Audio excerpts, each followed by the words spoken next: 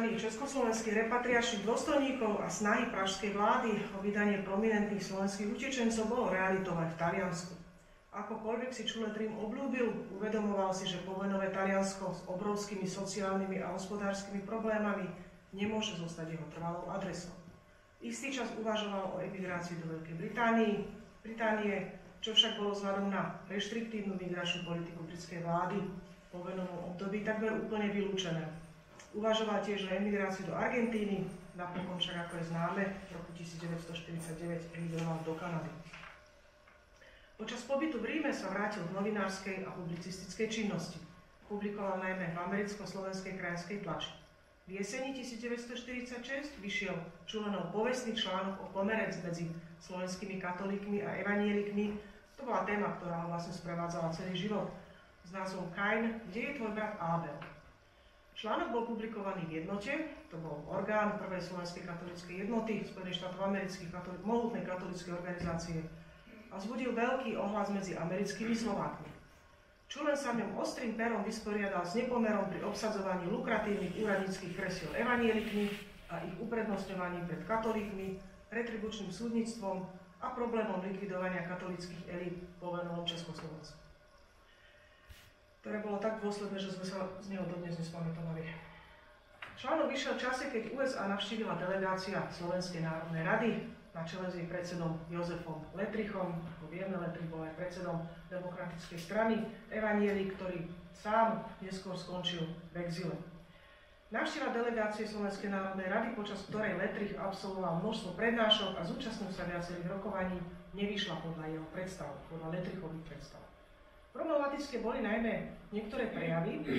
Letrich totiž to počas tých mojich prejavov, ktoré tam jednoducho nehovoril pravdu. A to bolo na pôde USA, kde ľudia jednoducho neboli zvyknutí na nejaké propagandistické tvrdenia. Nebola dobrá situácia. Napríklad tvrdil, že Sovietsky zväz nijako do vnútorných záležitostí Československa nezasahuje. Alebo Slovenská národná rada sa cirkevného majetku na Slovensku nedotkla. Tak toto tvrdil v čase, keď celé cirkevné školstvo bolo poštátnené práve zásahom Slovenskej národnej rady, tak to bolo naozaj skutočné. Alebo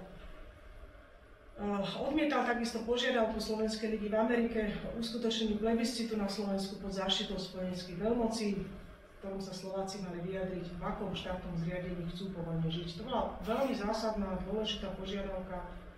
Prvá s ňou vyšla Slovenská liga v Amerike, takisto mimoriadne silná, mohutná organizácia, ktorá v tomto období združovala okolo 500 000 amerických Slovákov. Čiže uskutočniť na Slovensku plebiscit pod záštitou spojenských veľmocí, spýtať sa ľudí, či chcú žiť v štáte v obnovenom Československu alebo v samostatnom Slovensku. Ja si dovolím tvrdiť, že keby sa takýto plebiscit uskutočnil, tak by dopadol jednoznačne prospech samostatného Slovenska, nie obnoveného Československa. O tom sa vedie debata v prostredí historikov, ktorá nie je veľmi pekná. Konštantín Čulen návštevu delegácie Slovenskej národnej rady Spojených štátov amerických pozorne sledoval. Vopred pripravil pre vedúcich činiteľov Slovenskej ligy v Amerike, ktorí rokovali s Letrichom, dlhý zoznam otázok, ktoré Letricha evidentne zaskočili. V rímskom exile Čulen pozorne sledoval aj retribučný proces s prezidentom Tisom, ktorý sa začal začiatkom decembra 1946 pred Národným súdom v Bratislave. Z materiálu, ktorý sa mu z procesu podarilo získať, napísal životopisnú knihu. Bola to už spomenutá, bola to prvá kniha, ktorú síce Čulen napísal v Ríme, vyšla však neskôr vo vydavateľstve Slovenskej ligy v Amerike v roku 1947 pod názvom Po Svätoplukovi druhá naša hlava.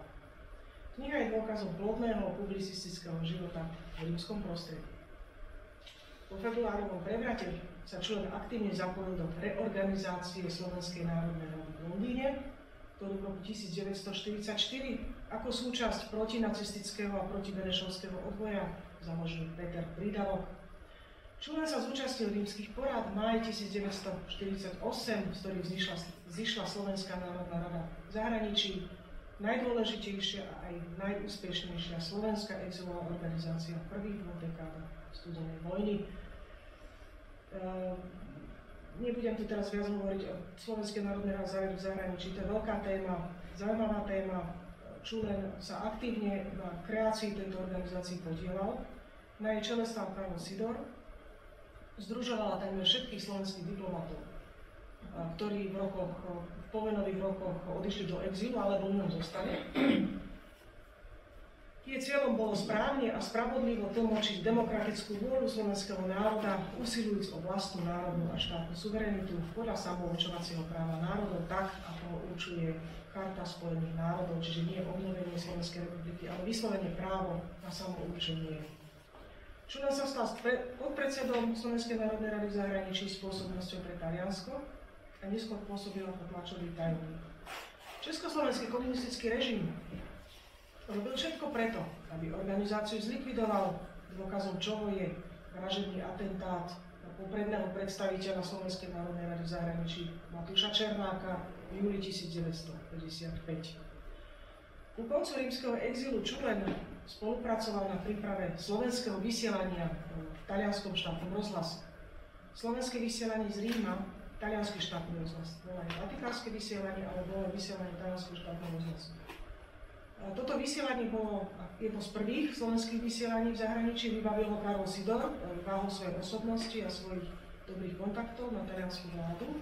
Približne pol roka pred začiatkom slovenského vysielania španielského štátneho rozhlasu z Madridu, rok pred zahájením vysielačky Biela Légia z Rakúska a 2 roky pred začiatkom vysielania Rádia Slobodná Európa z západonemeckého Mníchova. Teraz prejdem k významnej kapitole v Čulenovom živote pôsobení v kanadskom exíle. V polovici júla 1949 Čulen pricestoval do Montrealu. Bolo to bezprostredne pred konaním kongresu Kanadskej slovenskej ligy vo Winnipegu, na ktorom bol predstavený ako čestný hosť a zároveň kandidát na redaktorstvo orgánu Kanadskej slovenskej ligy Kanadský Slovák. S prijatím miesta redaktora Kanadského Slováka sa začína nová kapitola. Nová práca sa Čulenovi spočiatku páčila, neskôr sa objavili určité problémy. Čulen si zaumienil urobiť z Kanadského Slováka popredný slovenský časopis v emigrácii. Zmenil jeho štýl a formát, zaviedol do nové rubriky a nové druhy príspevkov. Za hlavný cieľ si určil zápas za štátnu samostatnosť Slovenska. Redaktorom časopisu bol 7 rokov, a to aj po presťahovaní redakcie z Montrealu do Winnipegu v marci 1952. Ročníky Kanadského Slováka, keď jeho redaktorom bol Čulen, sú zdrojom štúdiu slovenského exílu. Zaujímavé sú aj polemiky Čulena s odporcami štátnej nezávislosti Slovenska, ako aj komentáre k udalostiam na Slovensku. Zaoberal sa československým pomerom, vysťahovalectvom, prezidentom Masarykom a jeho smutne známym výrokom o neexistencii slovenského národa, ako aj vzťahom k Pittsburghskej dohode, povstaním a tak ďalej. Zároveň bol zapisovateľom Kanadskej slovenskej ligy, de facto tajomníkom, a v tejto funkcii sa zúčastňoval schôdzí ligy. Bol nadmieru zavalený prácou. Platovo si však ani po rokoch účinkovania v redakcii veľmi neprilepšil. Christof si sťažoval na množstvo práce a málo oddychu. V júli 1952 Imrichovi Stolárikovi, jeho syn Mark Stolárik ešte stále žije, profesorom v Otave na Otavskej univerzite. Odpustite, že som neodpovedal. Som sám v redakcii, prichádzam do nej ráno, odchádzam neskoro v noci. Toľko je tu pre jedného práce. Okrem redakčnej práce mám toho ešte toľko, že samo by stačilo pre jednoho človeka. Po príchode Karola Sidora do Montrealu v februári 1950 sa Centrum Slovenskej národnej rady v zahraničí prenieslo do Kanady. Čulen patril v exíle medzi najbližších spolupracovníkov Sidora. Navyše Kanadská slovenská liga na kongrese v roku 1949 uznala Slovenskú národnú radu v zahraničí za jedinú predstaviteľku slovenského odboru. Montreal sa stal koncom 40. začiatkom 50. rokov centrom slovenského povojnového exilu. Čulen o tejto skutočnosti písal v liste prídavkov. Montreal je ti dnes skoro tak, ako voľa kedy Bratislava. Stretáme sa i pri čiernej káve, i pri poháriku vína, len cigaj nám tu a tam chýba. Stále nás pribúda. Vyhlásime Montreal za hlavné mesto Slovenska. V roku 1950 sa otvára ďalšia významná kapitola v dejinách slovenského exilu s eminentne antikomunistickým programom, zmenou zahranično-politickej stratégie vlády USA a nástupom zásadného antikomunizmu sa do popredia dostáva aj otázka tzv. bielej propagandy, zmyslom ktoré bolo čeliť komunistickej propagande šírenej spoza železnej opony. Za týmto účelom sa vytvorila mimovládna organizácia Národný výbor pre slobodnú Európu, ktorý neskôr zastrešoval vysielanie rádia Slobodná Európa. To je asi najznámejšie protikomunistické vysielanie zo Spojených štátov, respektíve zo západného Nemecka za železnú oponu. Tam bol trošku problém, pretože slovenský exil sa k vysielaniu Rádia Slobodná Európa staval odmietavo. A to z jedného zásadného dôvodu, že v ňom existovala len jedna jediná jednotná československá redakcia. Čo len od začiatku veľmi tvrdo kritizoval jednak túto skutočnosť, že neexistovalo samostatné slovenské vysielanie v Rádiu Slobodná Európa, a jednak skutočnosť, že veľmi často z vysielania zaznievali nedostatočne vyhranené protikomunistické postoje. Tak by som to povedala. A toto bol naozaj závažný problém, pretože redakcia sa tvorila prevažne zo prívržencov pofebruárového exilu, to znamená z politikov, ktorí predtým, tak povediac, kolaborovali s komunistami v rámci Národného frontu, ako napríklad Martin Kvetko, Samuel Beluš, boli to väčšina politici Demokratickej strany. A tam bolo niekedy problematické jednak dostatočné vyhranenie voči komunizmu a jednak problémom bolo aj to, že Slovákov ako takých zastupovalo príliš veľa katolíkov. Čiže tie katolícke obsahy tam neboli veľmi relevantné a toto bola vec, na ktorú Konštantín Čulen sústavne poukazoval, písal o tom, tam bolo veľa memorát a tak ďalej. Málo sa o tom vie, ale je to pomerne zaujímavá kapitola. Nebudem to tu ďalej rozoberať. Po presťahovaní z Montrealu s jeho ručným krajským životom do provinčného Winnipegu v roku 1952 sa Čulen musel vzdať mnohých bezprostredných kontaktov so slovensko-kanadskými rodinami a priateľmi. V novom pôsobisku sa cítil osamele a izolovaný. Často si na túto skutočnosť sťažoval v denníkových záznamoch a listoch. Navyše z mnohých povinností redaktora a zapisovateľa Kanadskej slovenskej ligy začínal byť unavený a frustrovaný. Vadili mu malicherné spory slovensko-kanadských krajanov, nedostatočné ocenenie jeho namáhavej práce a nerozumel si ani s niektorými zamestnancami redakcie. V liste z augusta 1953 písal Križvánovi: Inak som strašne otrávený.